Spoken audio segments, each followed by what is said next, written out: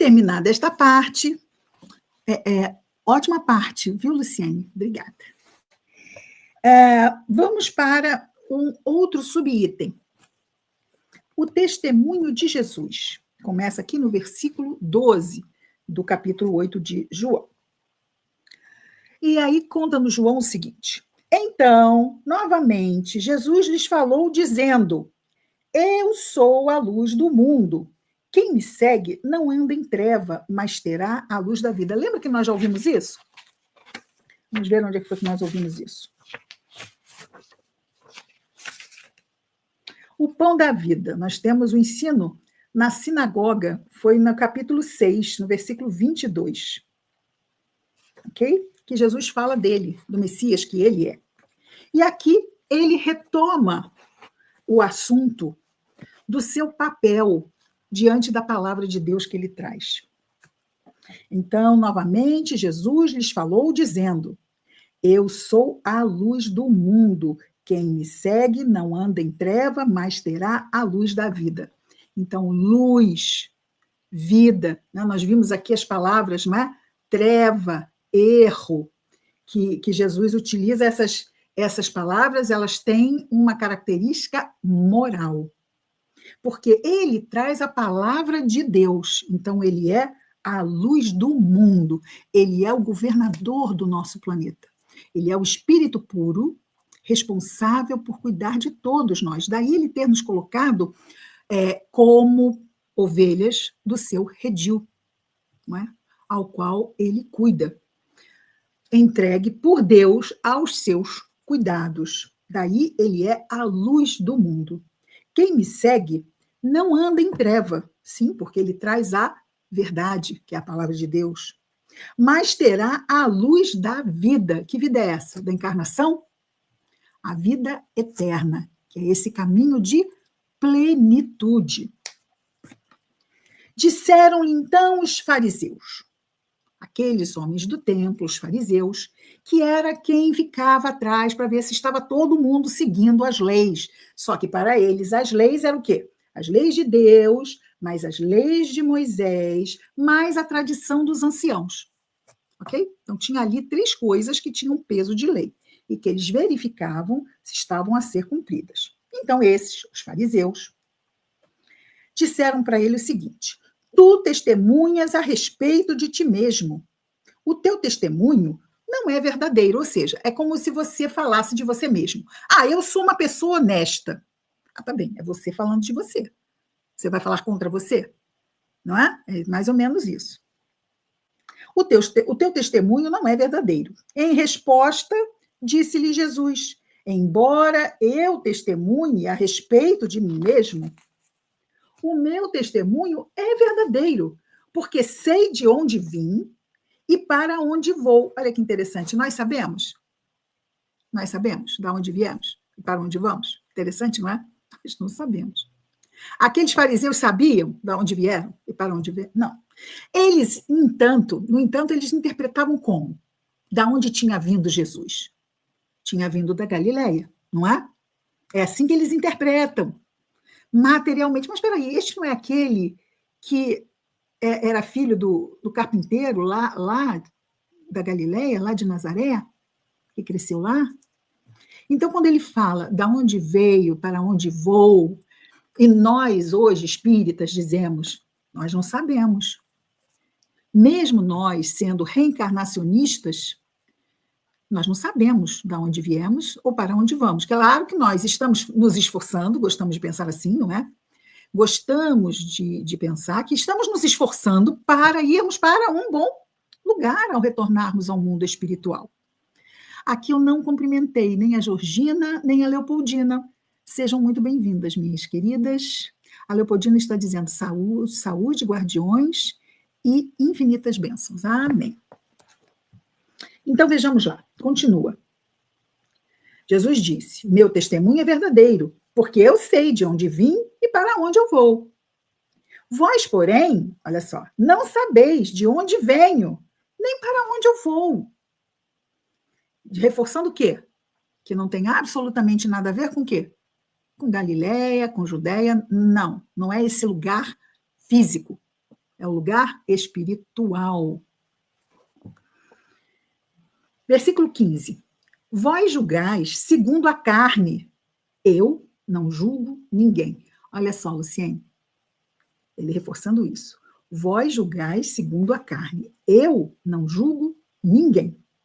E se eu julgo, o meu julgamento é verdadeiro, porque não estou sozinho, mas é o Pai que me... eu e o Pai que me enviou. Ou seja, eu e o Pai somos um. Não que sejam o mesmo ser, mas há aqui uma total identidade, uma total afinidade, porque os espíritos puros são co-criadores, porque Deus já os coloca nesta posição. Né? Chegaremos lá. Sim, Luciana, exatamente. É o Pai que pode julgar. Né? A questão é que Deus, ao nos criar, implantou na nossa consciência as suas leis. Essas leis, no entanto, elas vão chegar à nossa consciência depois, né? Vai ser lento o processo. Então, vamos imaginar só nos últimos 100 anos. Quanto melhoramos? Não é? Hoje nós estamos muito mais aptos, mais próximos das leis de Deus, a nossa consciência, do que estávamos há 100 anos atrás. Há 100 anos atrás, como era tratada uma criança? Né? Estávamos vendo uma reportagem de uma senhora, não é, que lutou nos Estados Unidos pela proibição do trabalho nas crianças nas minas. Há crianças que desde novinha, desde os 5 anos, iam para as minas trabalhar e morriam lá nessas condições. Hoje nós temos um código para os direitos das crianças. Isso é um avanço imenso. Temos aí o quê? Um pouquinho mais de 100 anos. Então, olha como nós estamos muito melhor moralmente falando, não é? Então, vós julgais segundo a carne, eu não julgo ninguém. E se eu julgo, quer dizer, não é ele, não é? Porque são as leis de Deus, não são as leis dele. Se eu julgo, o meu julgamento é verdadeiro, porque não estou sozinho, mas eu e o Pai que me enviou, ou seja, estou eu e está o Pai que me enviou. Versículo 17. Está escrito também em vossa lei que o testemunho de 2 homens é verdadeiro. Eu sou aquele que testemunha a respeito de mim mesmo, como também o Pai que me enviou testemunha a respeito de mim. Ou seja, para Jesus faz todo sentido. É ele e o Pai, não é? Não são 2? Só que os outros, os homens do templo, reconheciam que Deus iria servir por testemunha de Jesus? Não. E Jesus está preocupado com isso? Não, porque esta é apenas a verdade. Essa é a verdade. Versículo 19. Diziam-lhe então, onde está teu pai? De novo, olha como é que eles interpretam tudo nas relações da carne. Por quê? Porque os judeus, Jesus traz a ideia, é primeiro que traz, né? É ele que nos traz, a ideia do Deus Pai. E era assim no Antigo Testamento? Não, Deus não era pai. Deus era o Todo-Poderoso para ser temido e obedecido. Mas Jesus nos traz a figura de Deus Pai. Deve ser obedecido por quê? Porque quer o nosso melhor, porque nos ajuda em tudo, em sua providência, provê as nossas necessidades e oportunidades de crescimento, e assim como um filho que honra, está lá, os 10 mandamentos, honrai vosso pai e vossa mãe.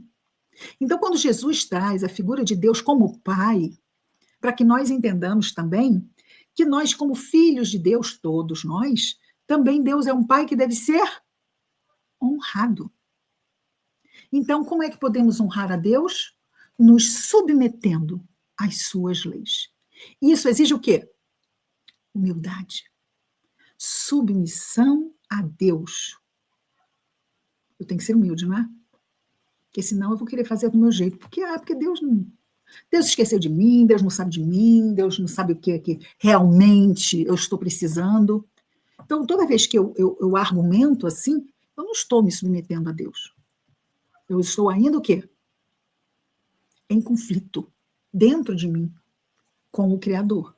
O conflito não é com Deus. O conflito é conosco mesmo.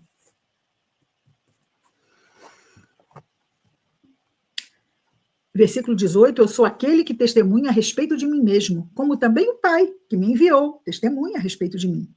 Então eles disseram, onde está o teu Pai? Respondeu Jesus. Não conheceis nem a mim, nem o meu Pai. Se conhecesses a mim, também conheceríeis o meu Pai. Como assim? Se conhecessem, mas ele está ali, como é que eles não conhecem? Esse é Jesus, o filho do carpinteiro? Não, esse é o Messias, enviado de Deus. Então, se eles reconhecessem Jesus como Messias, eles saberiam que Pai é esse a que ele se refere. É aquele que o enviou, que está muito bem registrado no Antigo Testamento. Versículo 20. Ele falou estas palavras no lugar do gasofilácio, enquanto ensinava no templo. O que é o gasofilácio? O gasofilácio é uma peça de metal aonde eram jogadas as moedas. Então ele fazia barulho, porque era metal. Quando jogavam as moedas, se fosse 2 moedinhas, fazia aquele plim, plim. Se fossem moedas mais, fazia plim, plim. Se fossem muitas moedas, faria blum, blum, blum. Não é? E isso é para quê? Olha o orgulho, como é que ali se aproveitava a vaidade e o orgulho humano, né? Agora vão saber que eu dou muito aqui dentro, né? Então entra toda assim e joga a moeda e faz. Aí, naturalmente, quem jogou tantas moedas? Já aquele assim, fulano jogou muitas moedas. Oh. Isso é o marketing, né? Nós somos mesmo inteligentes. Infelizmente, não ainda para as melhores coisas aqui, né? Estava simplesmente usando-se da vaidade humana para conseguir mais doações para o templo. 20, não é? Ele falou estas palavras no lugar do gasofilácio, enquanto ensinava no templo. E ninguém o prendeu, porque ainda não havia chegado a sua hora. Então, só conseguiram colocar as mãos em Jesus quando ele quis. Quando era a hora que tinha que acontecer. E aí aconteceu. Assim disse-lhes novamente, versículo 21, eu vou e me buscareis, mas morrereis em vosso pecado. Para onde eu vou, vós não podereis ir. Então, ele vai para um lugar onde eles não poderiam ir. Isto é muito óbvio para nós. Porque ele iria para onde? Para as instâncias dos espíritos puros. E nós vamos para as instâncias dos espíritos imperfeitos. Versículo 22. Diziam então os judeus, porventura matará a si mesmo, já que diz para onde eu vou, vós não podereis ir? Dizia-lhes, vós sois das coisas de baixo, eu sou das coisas de cima. Diz muita coisa para o nosso bom entendimento. Nós que conhecemos o quê? A doutrina espírita. Então, a doutrina espírita nos ajuda a entender o que Jesus nos diz em várias situações, inclusive aqui quando ele fala dele mesmo. Vós sois das coisas de baixo, eu sou das coisas de cima. Vós sois deste mundo, eu não sou deste mundo. Certo? Ele veio à Terra para nos trazer a palavra de Deus. Ele precisava ter vindo à Terra? Não. Um espírito puro não mais reencarna. Ele veio para trazer o Evangelho. Ainda o espírito bom reencarna, mas não vai reencarnar em mundos de provas e expiações. Em que tipo de mundo reencarnam os espíritos bons? Mundos felizes. Ok? Mundos felizes são onde os espíritos bons reencarnam. E mundos celestes e divinos é onde se encontram os espíritos puros. E nós, por enquanto, ficamos por aqui mesmo, no mundo de provas e expiações. Mas já estamos em transformação. Ok, gente, mas vamos voltar para o dia de hoje. O que temos para hoje é mundo de provas e expiações. Então, vamos ficar atentos. Vamos ficar atentos, porque estamos num momento tumultuado, estamos percebendo isso, não é? Temos que ficar, não tirar da mente. Vigiai e orai para não cair em tentação, porque não vai ser o outro que vai nos fazer cair, vão ser as nossas fraquezas. Se cairmos, teremos apenas a nós para responsabilizar, ok? Não usemos a palavra culpa, porque culpa não agrega, mas sim, responsabilidade é bem a nossa palavra.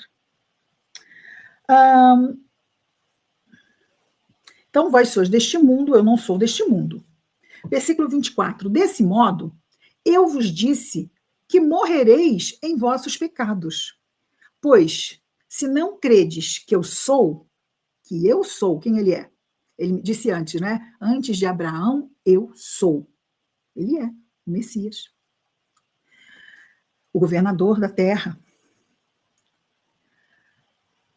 Aqui, diziam-lhe então, pois se não credes que eu sou, morrereis em vossos pecados. Ou seja, não darão ou não daremos o quê?